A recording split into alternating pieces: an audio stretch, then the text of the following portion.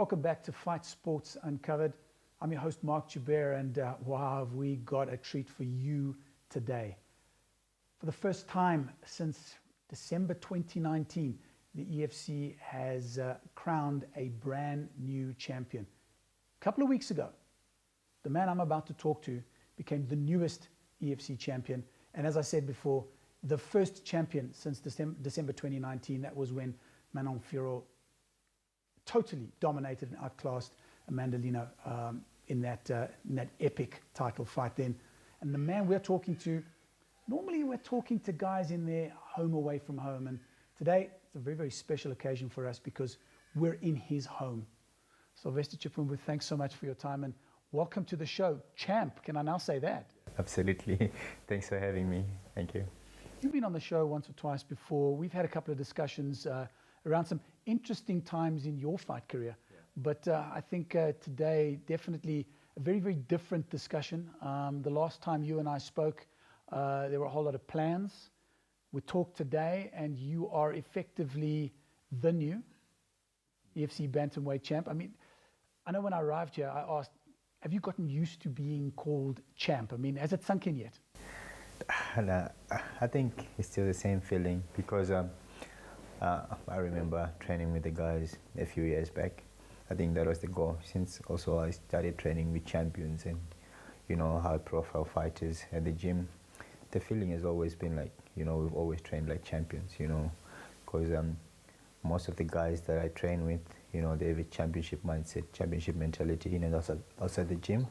So I've always carried myself as a champion since then, and I think on the 8th of May, the feeling wasn't new because I think I kind of expected it in a way, and I knew in that division in the EFC, I think I am the best bantamweight, and I've always been. It was only a matter of time, so I think it's like a second experience of this. I mean, the belt was just a cherry on top, but I knew I was going to be a champion.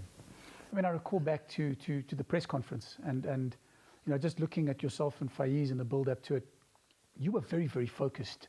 You know, Faiz, in his typical way, he was jovial, he was joking, he spoke as he normally speaks. But there just seemed to be a little bit of a different focus, a different approach to what was coming up, and it seemed as though this was a different kind of fight coming up. And I think we all watched on the 8th of May, and 5 rounds later, there was one man's hand raised, unanimous decision. But this goes back quite a bit. I mean, if I look back, EFC 82, Temba Garimba, when he was the first Zimbabwean EFC champion, he made a statement in his post-fight interview saying that he's the first, but there will be another one very, very soon. And here we are 3 events later, and you are the second Zimbabwean EFC champion. Man, it just feels great when, you know, like your hard work is being recognized and people speak about things before they happen. It means you're doing something right. And, you know, from that moment onwards, even before, you know, when people recognize your hard work and they have this feeling for you that you're going to become a champion, I think it just helps you, you know, also through your career, through your days. And from then on, man, like I knew I could be it because I was one of Temba's main training partners for that fight camp. And, you know, just training with guys, like I said, of very, very good guys, like some of the best athletes in the organization. I mean, and winning rounds against those guys, it just tells you something. And if there's one thing that I know is I'm one of the hardest working people I know. And these guys, they don't put in the work like we do. And yeah, and like I said before, it was only a matter of time. It was a matter of when and how, but I knew I was going to be a champion. Let's talk about that, because that mindset clearly is something that started much younger, many years ago. I mean, we look at your amateur career. I mean, you fought 6 times as an amateur, undefeated as an amateur. And, you know, looking back at 5 of those amateurs, not many of them fought many more fights after being beaten by you. In fact, I think only one of them has moved on to a professional fighting career. You then sort of entered into the professional ranks. And, you know, I look back at those 6 fights and you fought all 6 of those fights in, I think it was just over a year, in 13 months. That's including 3 kickboxing fights, K1 fights, and 2 boxing fights. So if you add those, I think it just adds up to... Absolutely. I mean, that's a heck of a lot of activity within a 13-month period. Then you decide to turn pro. I mean, you then went on a 4-fight win streak as a pro, also in under a year. I mean, just reflect on that just for a second. I mean, what is it like fighting as an amateur, okay, doing that and getting onto that win streak, and then going into the pros? I mean, how much more different is it from a mindset, from a training sort of thought process between those two? I think, as an amateur, it's more like, like the learning curves. What you want to get as an amateur is experience. It doesn't matter. Like my coach always said to me, win or lose, all you need is experience. This is going to help you when you become a professional. So I fought whenever I was healthy, whenever I wasn't working, whenever I was available. So my coach would just come to the gym and tell me, oh, there's a fight next week, you're fighting. And I was smaller those days. I think I walked around 64. So I didn't have to cut weight to fight at Bantam. I fought Bantamweight. So, we're trying to get as much experience as we could in a short period of time. And I think it kind of helped me as I got into the amateur scene. I was starting to get well-rounded. I wasn't as good as I am now, or I don't have the knowledge that I have now. But I feel like if that hadn't happened as an amateur, it could have been a different story. I don't know if I would be fighting now. I don't know if I would have the wins that I have now as a professional. I mean, something that I didn't know about your amateur career is that all 6 of those fights took place in the Cape. I mean, I didn't know. I mean, when you came here from Zimbabwe, you moved to the Cape straight away, and those 6 fights took place at Tricor and at Cape Fight League. And then you moved up here to Johannesburg. Was that after you turned pro? That was after my fight with Zulu Boy. That's when I moved here, January 2018. Yeah. So, I mean, that fight for me seemed to be a very pivotal moment in your career, because up until that point, you had, in MMA, you'd gone 10 fights undefeated. Yeah. You then, on a 4-fight win streak, EFC decides, I'm going to give you a flyweight title shot against a champion that literally has been untouched, if we could call it that. I mean, he's literally been undefeated. He's ruled the flyweight division since its inception. You come into that fight, and I mean, that was a massive fight for you on more than a couple of levels. One, you lost, first loss ever in MMA. But more importantly, I feel, and obviously I'd like to get your thoughts on it, is the fact that you left that cage with some serious facial injuries that required surgery, that required you to be out of the cage for over a year. I mean, how does that impact you as an individual, that for the last 2-3 years you hadn't tasted defeat, and then all of a sudden you taste defeat, but in one of the worst possible ways, with a massive facial injury? I mean, that's when they talk about, the highest highs and the lowest lows.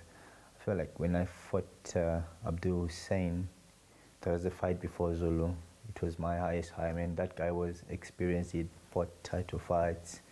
He had seen it all, if I can say. And then getting to knock that guy out in the second round, you sort of feel like you're the man. And got Zulu Boy next. I called Zulu Boy out after that fight. And dropping down to flyweight and losing a fight, especially in that sort, that was my lowest low. But also, it helped me, reconsider my career, what I really wanted. Because honestly, sometimes when you're winning and you don't have the right people in your circle, they won't tell you what you need to work on. Everyone will tell you you're good. But looking back at those fights, I feel like I was one-dimensional. I was a proper striker with very little or no grappling. And no one really, told me or opened my eyes when it came to that topic. But, after I fought Zulu Boy, a better striker than I was on that night, and obviously getting injured, spending almost a week in hospital, getting through the ops, a year of no fighting. There was a time when I thought I had to just let it go and venture into something else. That's how bad it was. But for me, I think it was the most important fight of my career up to date, and because I learned a lot. I made a bold decision to move from Cape Town to Joburg. I didn't have anyone in family or anything. I only knew timber, and I knew the mud, but not that much. And I just feel like, and it was also against my family's wishes and stuff, you know, but I just did it regardless. I feel like if I hadn't lost that fight, I wouldn't have made that decision. And I don't know if I will be where I am now, because I didn't have the advice that I have now. I didn't have the people that I have now, you know. Like now I have like world-class fighters, world-class athletes to train with. And so when I look back at it, you know, like, I mean, when it happened, I felt like quitting, honestly. Like, I didn't want to fight anymore. But right now, I think it was the most important fight of my career. And that was a massive learning curve for me. I think it was a good lesson for me. And now, when I make decisions, you know, I think about them. And also, dropping to flyweight for that fight was a terrible mistake. So you learn as you go, and I think I learned my lessons there. And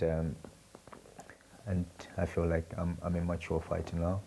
Well, you came back from that fight and you fought the president, Tumisang, yes. I mean, a tough fight. You came away with the win then.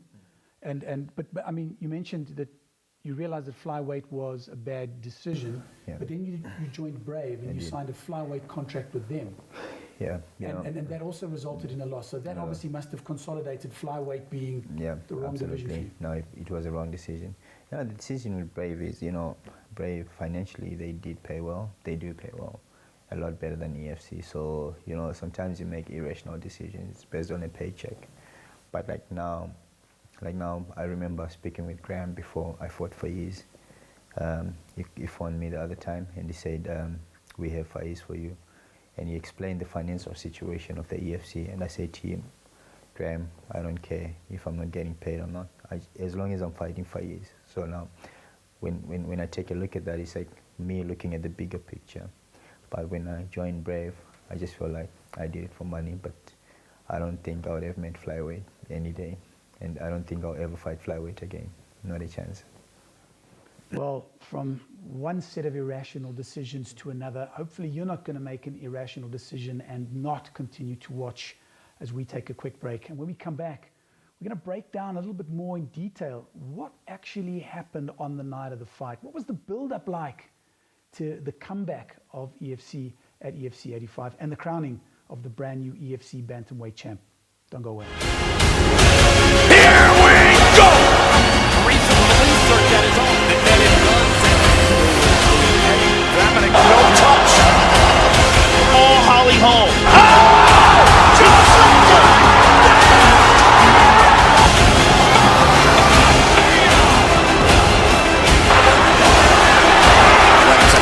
look at the ring. The big dog. Spear.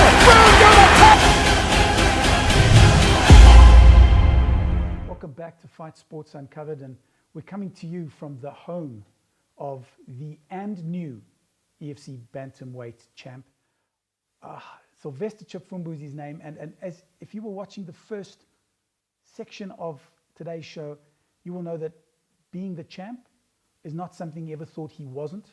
He's not quite used to the name champ yet, but Sylvester, I've got to ask you, the and new piece. I mean, that's got to be something that still rings through your head, even, you know, in the middle of the night, wake up in the middle of the night. I am the and new. I mean, that must be a fantastic experience, fantastic feeling. No, it is. It's it's the greatest feeling, one of the greatest feeling of my, of my fighting careers. Why? Also, it's not just about me, fighting. It's about, like the people that helped me from the day I made the decision to become a fighter, the people who put them like management sort of into it, the coaches, the training partners, family, friends, and everyone, sometimes when you lose a fight, you felt like you're letting everyone down who helped you or who's going through what you're going through. And then I feel like the night I won the belt, it's like if one of us goes to war, we all goes to war. I always say that. And I just felt like it was for everyone, who helped me through that career. And I was, I'm finally over the moon because everyone's hard work finally paid off. you know. Well, let's talk about that. I mean, the build up to the fight. I mean, you got the contract 6 weeks out Yes. from the fight. I mean, by then the EFC had already announced that they were back. They had developed this new investment opportunity for which you are part and parcel of that as one of now they're champions. Yes. But the build up to this, I mean, do you think that the fact that you are training with those individuals that you spoke about earlier, former EFC champion, current EFC champion, here I'm talking about the Mart Penna and Temba Garemba, Devin Cronier, one of your training partners, who you have a very interesting story about how you were training during lockdown. We'll talk a little bit about that later. But being surrounded by those guys, the Sloan brothers, Sloan and Shane. And Huessen, the Huessen brothers, from a wrestling point of view, being surrounded by those guys, I mean, do you think going into this fight, that was ultimately the difference in terms of your training partners, your preparation, and the build-up towards this fight? Yeah, I think the training partners played a very pivotal role in it. And you know, when you train with the best, you feel like that you're the best as well. And obviously, like these guys you mentioned, they don't sugarcoat things. You know, when you chip away, they'll tell you. When when you're not doing things properly, it just shows. Even if they don't tell you, it shows in training what you're lacking and stuff. So I feel like it played a very pivotal role. And also, you know, having positive-minded people around you, like family, friends, and everything. You know, I just started cutting out people that didn't, you know, bring anything to the table. Like, you know, so I just tried to create that mental, like that healthy mental mindset around me, and I think everything worked well for me. I mean, looking at the fight, like I said before, looking at the press conference and the build-up, you looked a very different fighter from what I've ever experienced you at previous press conferences. Even, I mean, if we look at the two title fights, the flyweight title fight versus this last fight, you're a very different individual. You were very differently focused. And now we can understand, you know, you coming out of two different camps. You've now been with UMF for quite some time now. And like you say, very, very positive, very energetic. And with all of that success around you, it can do nothing but breed more success. Yes. But coming into this fight, you'd obviously watched a lot of Faiz Jacobs' activity. Yes. You saw he was the kind of guy that likes to, you know, shoot from the hip, so to speak. You know, it doesn't look like he comes in with a specific game plan. If something opens up, he takes it. He throws that straight kick, you know, straight down the middle, or he fires something very, very unconventional. With all the grappling, all the wrestling experience that you have around you, was that the strategy, to maybe stand with him the first round, but then take him down and grind him for the win? I think the strategy, you know, not to take him down or keep it standing or whatever. Like, I've always tried to get this fight game of mixing it up, since it's MMA, you know. Like, I come from a stand-up background, and I believe if you fight in MMA and you one-dimensional, things will go south for you. And wrestlers do well. I feel like if you have wrestling, you can dictate wherever you want the fight to go. And I had to adopt wrestling into my game. And if you see, when I fought Faiz, I think I kept mixing it up. I did take him down, but the round started standing. And there were moments when I let him stand up and we banged, and I still took him down. I think the game plan was to be unpredictable, you know. Be a complete fighter, mix it up. Don't be one-dimensional. Don't try to strike, or don't just shoot for takedowns unnecessarily. Mix it up, keep him confused, be unpredictable, and get the win. And also, I knew Faiz was you know, everyone knows that Faiz is a fighter. Like, he doesn't have like great striking. He's good. He doesn't have great ground game, but there's one thing that he has that a lot of guys don't have. When he comes to fight, he comes to fight. He's mentally strong. So I knew that he was gonna bring the fight. And going into the fight, there's one thing that I knew.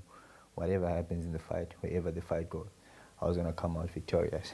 And I think it helped me when he dropped me in the first round. Yeah, I want to talk about that. I mean, that first round, look, I mean, you guys were literally probably one of the best first round of a title fight I've seen in many, many years. I mean, you knocked him down, he dropped you, and it looked to me, and I think to everybody that was watching, that had he was he able to get one or two of those first hammer fists in properly, the fight could have been over. And your defense held him back for long enough to allow you to get your composure back. But I mean, were you worried for a second there when he caught you with that right? Now, obviously, I was worried. I'll give props to the ref. I think he's a good ref. He's an experienced ref. Like, I feel like any other ref, like especially amateur, like not amateur ref, but not as experienced. Not as experienced as Bobby was. They could have stopped the fight.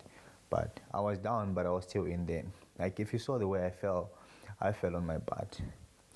If a guy gets knocked out, really, they'll fall on their back or the back of their head. Yeah. But I didn't go down completely. I fell on my butt. Obviously, he did hit me hard, but I wasn't out, and I still had a fighting chance. And when I went down to the ground, he didn't capitalize on that. Obviously, he missed because my legs were up in the air. I was trying to get up. And, yeah. I mean, we look then at the fight then literally ebbed and flowed in terms of being up, being down, him landing a lot of knees, a lot of elbows. I mean, some of those elbows were crisp and were solid. They caught you, I mean, to the point that I think most people watching the fight saw you walk back to your corner at the end of that first round, and you looked like you were dazed, looked like you were confused. And you needed that break. And from then on out, it just was one-way sailing. It was you on top. You took it, like you said, you mixed it up, you stood with him. And I think even at one point in the fourth round, he was on the ground and you decided, no, let's get you up, let's get this standing, let's bring it back into your space, let us both bang it out. And you did. I mean, what an incredible fight. Thank you. I always knew, like, Devin also told me, like, before my fight, he always kept reminding me, this guy is going to come to fight. He's not technically good, he's not technically sound, but he's going to bring the fight. So I think that's what helped me, especially in the first round when he threw those elbows, like, I knew, like, this is going to happen. If it goes 5 rounds, this is going to happen. So I might as well stay in there, He's not going anywhere, so am I. So it's a dog fight. So let's do what we're here to do. And I think it helped me get through those 25 minutes. Because even if you take a look, I felt I was dominating him, but there's not a second that he gave up. Yeah. He kept coming. I remember the last round, I felt like he wanted to knock me out because he came swinging. And, he's one of the guys that I do respect in that division. And I feel like a lot of guys, if not all of them, are going to have a problem whenever they fight fights. I feel like if I stay in the EFC, he's one guy that I'm going to cross paths with again. I think I'll see him again. And I look forward to seeing that fight again. Last time we spoke, you said you were on a mission. You are now the EFC Bantamweight Champion. Is this mission complete for you? It's never complete. Never complete. It's never complete. So the way I see it, you've got possibly 3 options. You defend the title and you own the division until the second option, someone comes knocking. The UFC, one championship, a Bellator, etc. The other alternative, the third alternative for me, is you look to become a double champ, because that just seems to be the thing at the moment. Everyone wants not just one of these, but they want multiple of these. So you mentioned flyweight out for you. Is there the possibility of us seeing you go up and potentially, depending on how things go soon, we don't know. I mean, we know you've been promised, or Sindile has been promised a shot at you. Yes. Following his win. But could we in future potentially see you challenging Cabeza for the featherweight strap? Man, I don't know. He did call me out before. He did, yes. Not me exactly, but he called the winner of me and Fite out before our fight.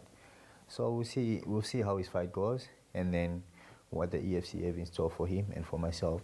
But for now, I'm interested in defending against Sindile. I just want to own this division and see who comes after Sindile. And if any other organization comes knocking, I think we're working on that. I'll be interested to test the overseas waters. So let's see how it goes. You mentioned just before we started this that in your journey through the EFC, you found yourself in many situations where a lot of guys when they realized they were going to have to fight you, they weren't taking the fight, but you would then see them on the next card. Now that you're the champ, if they want the strap, they can't run away. They have to step up. They've got to step into the cage with you. Do you feel that those guys that used to run away from you might now come and challenge you? Yeah, obviously everyone wants to take a chance against a champion for the belt. Everyone wants to be a champion. But you know, like guys, especially in the EFC, are so used to getting fights that they're like 90% that they'll win, you know. No one wants to take a risky fight. But that's why I said I'm glad I'm the champion. I fought Madiba, I fought Aziashu, I fought Faiz, some of the toughest guys in the division. And there are only a few tough ones left. And maybe a few tough ones are going to come, but you know, I've already done my hard work. Now I'm a certified champion. You don't want to be a champion who gets to the title by dodging all the tough fights, and then when you get to the top, you have all these killers, you know, waiting for you with a target on your back. I don't want to do that. Well, Sylvester, you there. You've hit the top of the mountain. Still a long way, bigger mountains to climb. For fans out there, for youngsters out there, I mean, you've come from a country that is suffering its own challenges. It faces many challenges, different challenges on a daily basis. You've shown, just like your countryman Temba has shown, that young men like you with a dream can achieve the highest of the highs. I mean, what's your message to those youngsters out there that are literally like you, coming out of that Zulu fight, not knowing, should I, shouldn't I, must I stop, must I try something else? What's your message to them? Now my message is, the world owes you nothing. Your success or failure is entirely up to you. It doesn't matter where you come from, your background, or what you're going through, you know. You wake up, you have a goal, you put in the work, you'll get where you want to, you know. The sky is not the limit, you're your own limit, you know. You might not get there today, tomorrow, next year, but, you know, patience. I mean, look at my journey, ups and downs, you know. I got to question my career, you know. The COVID happened, the future was uncertain, but, you know, we stuck to the plan, and here I am today. So I think the same goes for everyone. Whatever you're doing, be it school, sports, or whatever, just stick to the goal. Wake up, chase your goals, grind, and you eventually get there. Well, Sylvester, thank you so much for your time. For you guys out there, that is one heck of a motivation, one heck of an incentive to keep on fighting. Make it yours. Have a little bit of patience. Your time will come.